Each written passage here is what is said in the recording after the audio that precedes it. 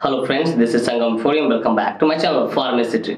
Friends, in this video I'm going to talk about Syrup Cheston Plus. So friends, without wasting any more time, we should start the video.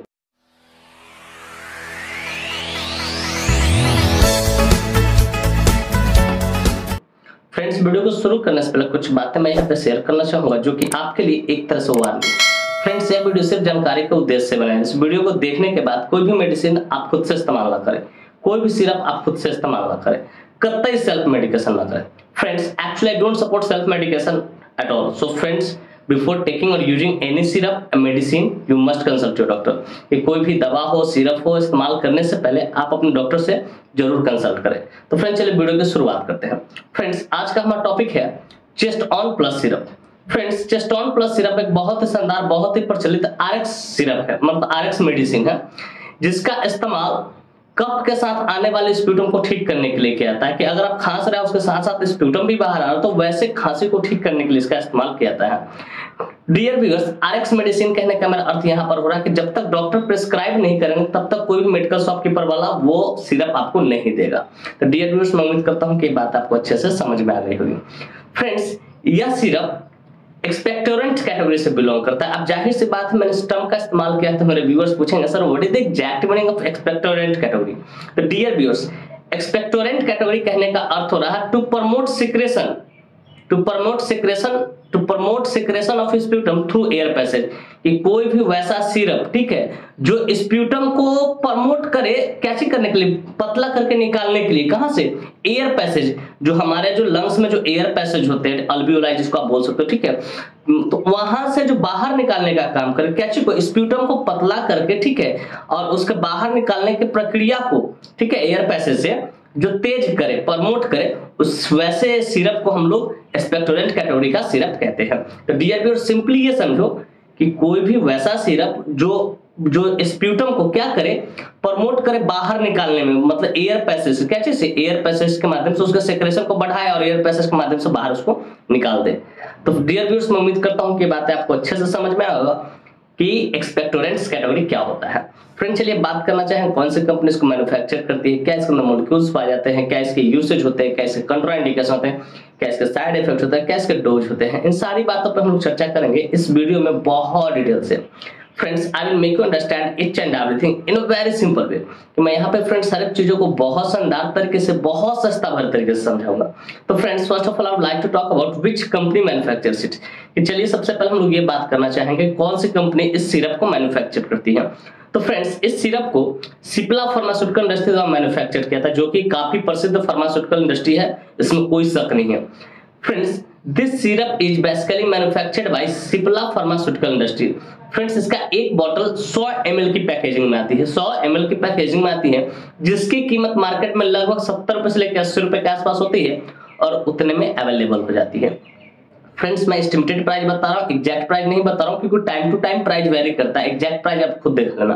तो dear viewers, मैं उम्मीद करता हूँ कि ये बातें आपको अच्छे से समझ में आए, कौन सी कंपनी इसको मैन्युफैक्चर करती है और इसका एक बोतल कितने ml की पैकेजिंग में आती है और क्या इसका एस्टिमेटेड प्राइस होता है।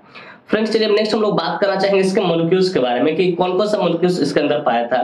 Friends, which molecule is basically found in this syrup. ये बेसिकली जो सिरप होता है इसके अंदर कौन कौन से मॉलिक्यूल्स पाए थे। तो फ्रेंड्स, बेसिकली इसके अंदर एक नहीं, दो नहीं, 3 मॉलिक्यूल्स पाया जाता है। तीनों का अलग अलग अमाउंट होता है, तीनों का 5 ml प्रति ml जो होता है, ठीक है, अलग अलग ग्राम में आता है, ठीक है, mg में, मिलीग्राम में आता है। तो मैं डिनोट यहाँ पे कर दूंगा, लेकिन जो मेन मॉलिक्यूल्स है सबका मैं नाम बोलता हूँ पहले, ठीक है। नंबर 1 है इसमें अम्ब्रोक्सल हाइड्रोक्लोराइड, फिर कहते हैं टर्बुटालिन, थर्ड है फिर गुआफेनिसिन। ये तीनों मिलकर क्या करता है, ये तीनों मिलकर खांसी को ठीक करने का काम करता है। तो फ्रेंड्स, मैं उम्मीद करता हूँ कि ये बातें आपको अच्छे से समझ में आ गई। इसके अंदर कौन सा मॉलिक्यूल्स पाता है, तो इसके अंदर एक नहीं, दो नहीं, तीन मॉलिक्यूल्स पाते हैं। पहला एम्ब्रोक्सल हाइड्रोक्लोराइड, दूसरा है टर्बुटालिन और तीसरा है आपका गुआफेनिसिन। ये तीनों मिलकर क्या करता है, खांसी को ठीक करने के लिए इसका इस्तेमाल किया जाता है। तो फ्रेंड्स, मैं उम्मीद करता हूँ कि ये बातें आपको अच्छे से समझ में आ गई हो। फ्रेंड्स, चलिए बात करना चाहेंगे इसके यूसेज के बारे में कि डॉक्टर कब इसको प्रिस्क्राइब करते हैं या कब लिखते हैं या कब कहते हैं कि सिरप को आपको लेना है। Friends, let us talk about the usage of this syrup one by one. इसके यूसेज को समझते हैं वन बाय वन करके, कब इसको डॉक्टर प्रिस्क्राइब करते हैं। तो फ्रेंड्स, नंबर 1 है इसका usage treatment of sputum with mucus. Treatment of cough with mucus, ये भी आप बोल सकते हो, ठीक है, कि treatment of cough with mucus, कि कोई भी वैसा खांसी, ठीक है, जब आप खांस रहे हो साथ में स्प्यूटम भी बाहर आ रहा है। एक सूखी खांसी होती है जिसमें स्प्यूटम बाहर नहीं आता है, लेकिन ये एक ऐसा खांसी है जिसमें स्प्यूटम बाहर आएगा, ठीक है, तो उसको ठीक करने के लिए इसका इस्तेमाल किया जाता है। या तो उसी को हम लोग दूसरे शब्दों में बोल सकते हैं गीली खांसी, मॉइस्ट कफ या वेट कफ, जिसको हम लोग बोल सकते हैं, ठीक है, या इसी को हम बोल सकते हैं ट्रीटमेंट ऑफ मॉइस्ट कफ, कि कोई भी वैसा खांसी, ठीक है, जब आप खांसते हैं तो साथ में स्प्यूटम कफ बाहर आता हो, तो वैसे कफ ठीक करने के लिए, वैसे खांसी को ठीक करने के लिए इसका इस्तेमाल किया जाता है। तो फ्रेंड्स, नंबर 1 ट्रीटमेंट आपको बढ़िया से अच्छे से समझ में कब देना है कि जब आप खांस रहे हो, ठीक है, और साथ में स्प्यूटम भी बाहर आ रहा है, ठीक है, कफ भी बाहर आ रहा है, म्यूकस भी बाहर है, तो उसको ठीक करने के लिए इसका इस्तेमाल किया जाता है। सिंपली इतना समझो कि जब आप खांसते हो और उसके साथ स्प्यूटम बाहर आ रहा है, ठीक है, म्यूकस बाहर आ रहा है, तब इसका इस्तेमाल किया जाता है। गीली खांसी को ठीक करने के लिए इसका इस्तेमाल किया जाता है। नंबर 1 आपको समझना है। फिर treatment of upper RTI infection, ये हमारा जो अपर आरटीआई रेस्पिरेटरी ट्रैक इन्फेक्शन है उसको भी ठीक करने के लिए इसका इस्तेमाल किया जाता है। जैसे अपर आरटीआई में क्या क्या हो सकता है, आपको चेस्ट में टाइटनेस हो सकता है, ठीक है, ब्रोंकाइटिस होता है, ब्रोंकी में जलन हो सकता है, COPD chronic obstructive pulmonary disease जिसको बोलते हैं, सांस लेने में दिक्कत होता है, जिसे हम लोग दूसरे शब्दों में एम्फिसीमा में बोलते हैं। फिर शॉर्टनेस ऑफ ब्रीदिंग हो सकता है, ये जो अस्थमा के कारण होता है, ठीक है, अस्थमा के ये सब कारण, तो उन सारी चीजों को भी ठीक करने के लिए इसका इस्तेमाल किया जाता है। फिर ट्रीटमेंट ऑफ नसाल कंजेशन, कि अगर आपका नाक जाम है, सही से आप सांस नहीं ले पा रहे हैं, तो उसको भी ये ठीक करती है कहीं ना कहीं ये सिरप। फिर कहते हैं ट्रीटमेंट ऑफ रनिंग नोज, कि आपका नाक तेजी से बह रहा है, सर्दी जुकाम होता था, तो उसमें भी इसका इस्तेमाल किया जाता है। फिर कहते हैं ट्रीटमेंट ऑफ वाटरी आइज, कि आपका जो आंख है, आंख से पानी आ रहा है कंटिन्यू, ठीक है, तो उसको भी ठीक करने के लिए इसका इस्तेमाल किया जाता है। एलर्जी कारण आता है, उसको भी ठीक करने के लिए इसका इस्तेमाल किया। फिर ट्रीटमेंट ऑफ स्नीजिंग, आपको बार बार छींके आ रही है, तो उसको भी ठीक करने के लिए इसका इस्तेमाल किया जाता है। तो फ्रेंड्स, बेसिकली इतने सारे जगहों पर इसका इस्तेमाल किया जाता है, लेकिन सिंपली समझिए कि अगर आपको खांसी, सर्दी जुकाम हुआ है, ठीक है, सर्दी जुकाम हुआ है, एलर्जी हुआ है, जिसके कारण आपको क्या हो रहा है, सांस लेने में परेशानी हो रही है, नाक जाम है तो जाहिर सांस लेने में परेशानी, चेस्ट इन्फेक्टेड रहेगा, आरटीआई इन्फेक्शन रहेगा तो परेशानी होगा, ठीक है। तो अगर आपको खांसी हो रहा है और साथ में स्प्यूटम भी, ठीक है, बाहर आ रहा है, म्यूकस भी बाहर आ रहा है, खांसने के दरमियान कफ भी बाहर आ रहा है, ठीक है, तो उसको ठीक करने के लिए इसका इस्तेमाल करते हैं। गीली खांसी, समझो कि एक खांसी होता है हम खांसते हैं कुछ नहीं आता है, ठीक है, एक होता है कि जब खांसते हैं साथ में कफ बाहर आता है, तो उसको मॉइस्ट कफ बोलते हैं या वेट कफ बोलते हैं। तो वैसा खांसी जिसमें कफ या स्प्यूटम बाहर है, तो उसको ठीक करने के लिए इस सिरप का इस्तेमाल किया जाता है। और साथ में सपोर्टेड ट्रीटमेंट, जाहिर सी बात है कि एलर्जी होता है तभी खांसी आता है, खांसी कोई अपने आप में डिजीज नहीं है, ये लंग्स इन्फेक्शन का, ठीक है, एक कारण है, लंग्स इन्फेक्शन के कारण होता है, खांसी कोई डिजीज नहीं होता, इस बात को याद रखिए। तो डियर व्यूअर्स, मैं उम्मीद करता हूं कि ये बातें आपको अच्छे से समझ में आ गया है कि इस सिरप का इस्तेमाल कहां करना है। फ्रेंड्स, चलिए बात करना चाहे मोड ऑफ एक्शन के बारे में। फ्रेंड्स, मोड ऑफ एक्शन मैं थोड़ा सिंपली तरीके से आपको समझा दूं 1 बाय 1 करके, ताकि आपको अच्छे से समझ में आए कि ये तीनों जो मॉलिक्यूल्स है, तीनों का क्या रोल है, क्या काम है, कितना इंपॉर्टेंट है ये, ठीक है।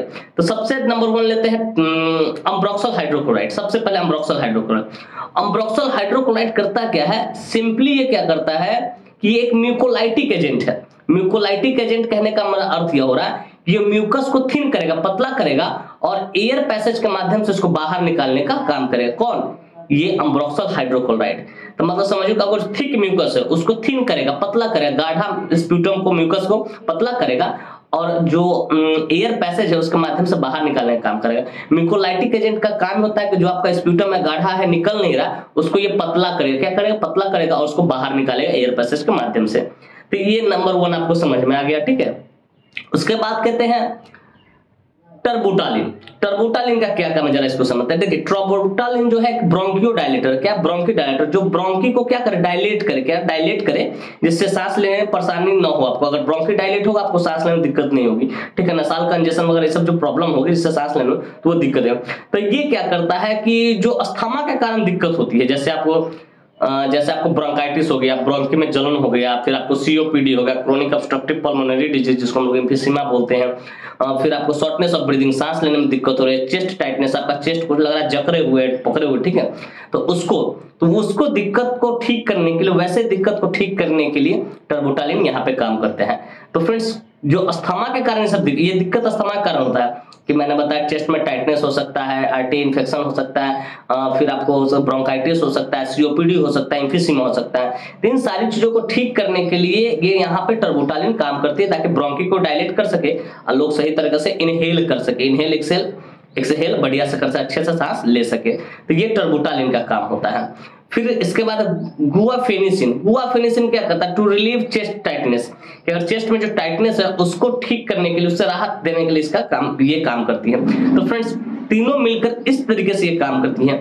एक करता है ब्रोंकी को डायलेट करता है टर्बोटालिन, जिससे आपको सांस लेने में परेशानी ना हो, और अम्ब्रोक्सल हाइड्रोक्लोराइड क्या करता है? जो थिक म्यूकस होता है उसको थिन करता है, पतला करके एयर पैसेज से बाहर निकालने का काम करता है। और गुआफेनिसिन क्या करते हैं? गुआफेनिसिन सिंपली ये काम करता है जो चेस्ट में टाइटनेस है उसको सही करने का काम करता है। तो फ्रेंड्स मैं उम्मीद करता हूं इसका मोड ऑफ एक्शन आपको बढ़िया से समझ में आ गया। और सिंपली ये समझो तीनों मिलकर क्या करता है? खांसी को ठीक करने का काम करता है, लेकिन मॉइस्ट कफ को। किसको? मॉइस्ट कफ को। तो फ्रेंड्स मैं उम्मीद करता हूं इसका मोड ऑफ एक्शन आपको बढ़िया से शानदार तरीके से समझ में आ गया होगा। फ्रेंड्स चलिए बात करना चाहेंगे इसके कॉन्ट्राइंडिकेशन के बारे में। Friends, without knowing contraindication, we should never ever administer any syrup, any medicine to anyone. कि बिना contraindication जाने कभी भी किसी को भी कोई भी मेडिसिन हो, सिरप आपको एडमिनिस्टर नहीं करना है, क्योंकि इसका परिणाम घातक हो सकता है। इस बात का आपको बखूबी ख्याल रखना है।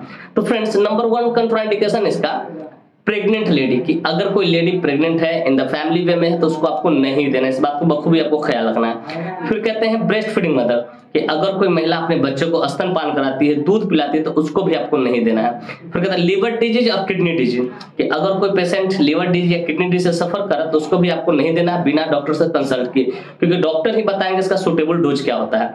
फिर कहते हैं हार्ट रिलेटेड प्रॉब्लम, कि अगर कोई पेशेंट को हार्ट रिलेटेड प्रॉब्लम है तो उसको भी आपको नहीं देना है। फिर कहते हैं अल्कोहल, कि अगर कोई व्यक्ति अल्कोहल कंज्यूम कर रखा है तो उसको आपको नहीं देना है, या इसको लेने के बाद अल्कोहल कंज्यूम न करे, इस बात को आपको बखूबी ख्याल रखना है। तो फ्रेंड्स ये कुछ इसके कंट्राइंडिकेशन होते हैं। फ्रेंड्स मैं उम्मीद करता हूं इसका कंट्राइंडिकेशन आपको बढ़िया से अच्छे से शानदार तरीके से समझ में आ गए।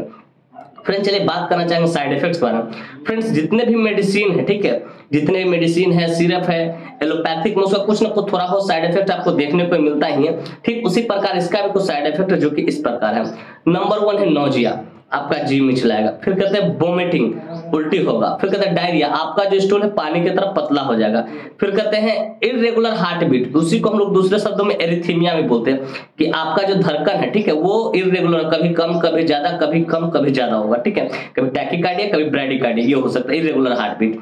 फिर कहते हैं इररेगुलर हार्ट बीट। फिर कहते हैं पेरिथेसिया। पेरिथेसिया कहने का अर्थ होता है tingling in hands and feet, कि आपके हाथ में या पांव में क्या झुनझुनी टाइप का होगा, नंबनेस टाइप का हो जाएगा, झुनझुनी टाइप का लगते रहेगा, ठीक है। तो ये भी कुछ इसके साइड है। उसके बाद डिजीनेस, हो सके आपको चक्कर आने लगेगा। क्या हो? चक्कर। तो फ्रेंड्स ये कुछ इसके बेसिकली मेन साइड इफेक्ट्स। ऐसे तो बहुत ज्यादा साइड इफेक्ट है, लेकिन ये बेसिकली जो मेन साइड इफेक्ट वो मैंने आपको बताया, nausea, vomiting, diarrhoea, irregular heart beat जिसको एरिथीमिया बोल सकते हैं, फिर पेरिथेसिया और डिजीनेस, ये कुछ इसके साइड इफेक्ट्स है। इस तरह कोई भी साइड इफेक्ट देखे आप तुरंत अपने डॉक्टर को कंसल्ट करें और उन्हें इन्फॉर्म करें सर मुझे इस तरह की परेशानी हो रही है, तो हो सके इसके जब दूसरे सिरप को आपको एडवाइस करेंगे या प्रिस्क्राइब करेंगे। फ्रेंड्स मैं उम्मीद करता हूं कि ये साइड इफेक्ट भी आपको बढ़िया से अच्छे से शानदार तरीके से समझ में आएगा। फ्रेंड्स चलिए बात करना चाहेंगे डोज का। फ्रेंड्स बेसिकली डोज हमेशा डिपेंड करता है एज पे, बॉडी वेट पे, सिविरिटी पे, जेंडर पे, इन सारी चीजों पे डिपेंड करता है। लेकिन यह सिर्फ ज्यादातर बच्चों में भी चलाई जाती है, सिर्फ ज्यादातर, ठीक है। तो थोड़ा बच्चों का भी मैं डोज यहाँ पे बता दूंगा थोड़ा बहुत, ठीक है, बाद बाकी आप डॉक्टर से कंसल्ट कर लेना। फ्रेंड्स इसका जो डोज है, अगर कोई बच्चा 5 साल का हो, ठीक है, तो उसको 5 ml 2 टाइम आप दे सकते हो, 5 ml 2 टाइम दे सकते हो, सुबह शाम 5 ml। अगर 5 साल का हो तब, 5 साल से ऊपर हो तब, ठीक है।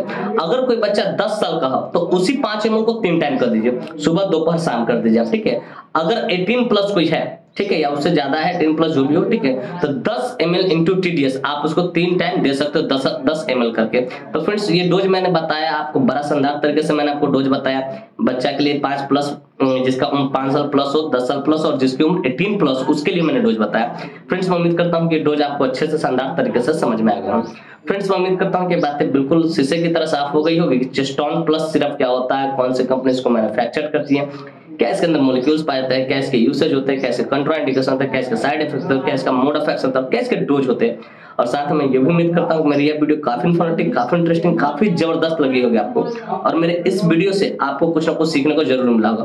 Friends, if you find this video informative and interesting, hit the like button, subscribe my channel and don't forget to share it with your medical friends and common friends. Thank you for watching this video, bye bye, take care, फिर मिलते हैं next video में।